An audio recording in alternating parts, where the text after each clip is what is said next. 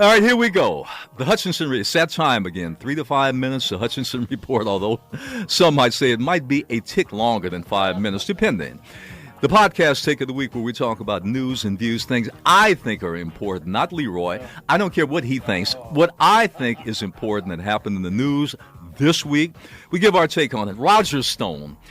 What are you going to say about Roger Stone?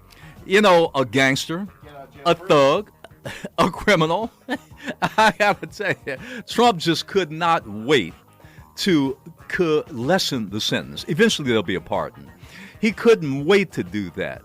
Now here's a guy that runs around, Donald Trump, talking about law and order, talking about, that the radical left is just creating chaos in this country. And then you go out and instantly, you might as well say pardon. He gave the guy a pass, a gangster, a thug, a criminal, just like you. I got to wonder about Donald Trump. By the way, he wasted no time with Roger Stone. He got that going very, very quickly. He didn't have to appeal it, didn't have to beg, didn't have to plead, didn't have to do anything. Said, Stone, you're my man. You're out of here. You're free to go. You're good to go. All right. Jackie Lacy. Jackie Lacy, all of a sudden, that's L.A., in case you didn't know, that's L.A. County District Attorney Jackie Lacy. I'm trying to figure out, did she have a biblical, Leroy, Saul on the road to Damascus? You know how in the Bible, Saul on the road to Damascus, an evil man. He did everything wrong. God struck him dumb on the road to Damascus. He got his attention. He blinded him. Saul became Paul, the prophet in the Bible, because he had a great epiphany. Did Jackie Lacy, was she on the road to Damascus? Was she struck dumb by God, blinded, saying, Jackie, you got to change your evil ways, i.e., start prosecuting cops that break the law. Jackie this week announced that she is prosecuting 3 LAPD officers. By the way, she threw the book at them, 59 felony counts. You know, that gang unit that went around every young black, every young Hispanic on the street, they stopped them right away. Boom, you're a gang member. Racial stereotyping, criminalizing a whole generation of young blacks and Hispanics, and, of course, setting up in the minds of the American public, if you're black, if you're young, you're a gangster. Now, that gang unit did it, but then there's another question, not just about Jackie Lacy. Let's be clear about this. Jackie is doing this to get reelected. She's doing it now because she has been pounded on relentlessly every which way. You got folk out in front of her house, Leroy. You got folk out in front of her office. You got people editorializing all over the place. Jackie, you're not prosecuting cops that break the law. Come on, get on the ball. Get on the good foot. Get going with this. So Jackie's doing that. Prediction, Leroy, she'll prosecute the cop that murdered the L.A. County Sheriff. And he did, that murdered the kid over in Gardena. 5 shots in the back. What do you call that? I mean, come on. So she'll prosecute him, too. That's almost a no-brainer. But I guess the big thing is this what it takes to get a public official to do the right thing, do their job, provide equal protection under the law? Is this what it takes? That you have to picket your house, picket your office, threaten you, pound on you night and day? Is that what it takes? And then there's another question. What if she's reelected? What if she's reelected? That's another one. All right, monuments. Leroy, I got to tell you this. I did make a call in the past, some years ago, take Robert E. Lee's name off of school in Long Beach. I made that call, and you know what? To their everlasting credit, the Long Beach Board of Education, and many parents came out. They said, you know what? You're right, Hutchinson. We're going to get rid of that name. Got rid of it, and they did. That was about 4 years ago. All right, so you got Woodrow Wilson, who was one of the biggest racists that ever walked the earth, as a president sat in the White House. We made the call in L.A. and Long Beach, get rid of the name on the schools, too. But, Leroy, I got to tell you something. I do have a problem with that. Sometimes I think you can go too far.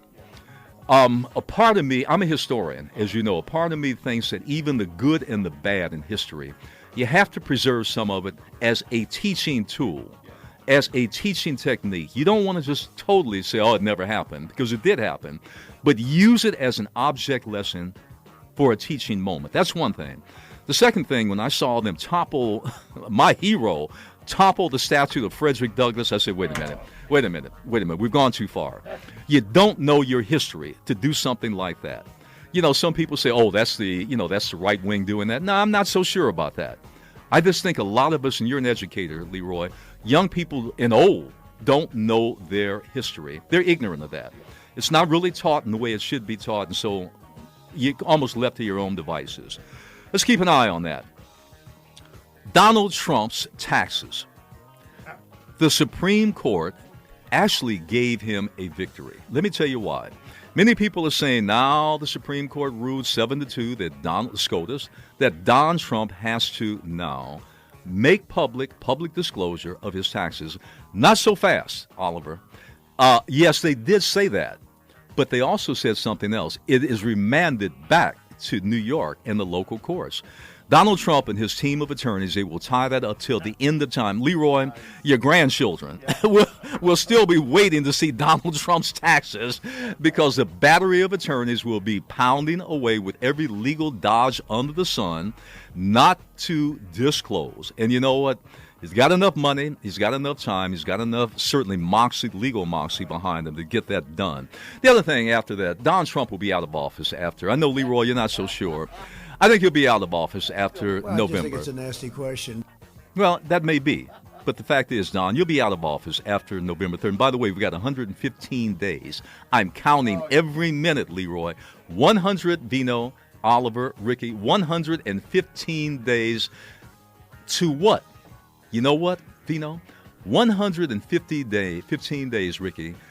America held hostage. Ending the hostage siege of America. 115 days, Oliver, and counting, ending America's long national nightmare. Did you hear that? I said long national nightmare. 115 days. I can't wait, Leroy. I mean, I'm looking. Do you know what? Every moment when I'm in the house, I look at the clock. I'm counting every second. Down 115, 114, 113. America held hostage. The hostages will be released. The nightmare will end. I can have a pleasant sleep now. I can have pleasant dreams, Vino, now. No more nightmares, no more night terrors. The nightmare has ended. You've been listening to another edition of the Hutchinson Report. Podcast Take of the Week. The Hutchinson Report. There will be major battles within the Senate, the House, Congress, and the White House, whoever the president is. Your host, Earl Afari Hutchinson. We got to cut this. We got to cut that. We got to raise taxes. Why? Because you've got to raise that money somewhere, and we know 1% corporate cronies, they're not going to pay their share. Tune into the Hutchinson Report, Saturdays at 9 a.m. Once again, it falls back on the shoulder of guess who? Joe and Jane, blue collar and poor person. There is no free lunch. Right here on KPFK.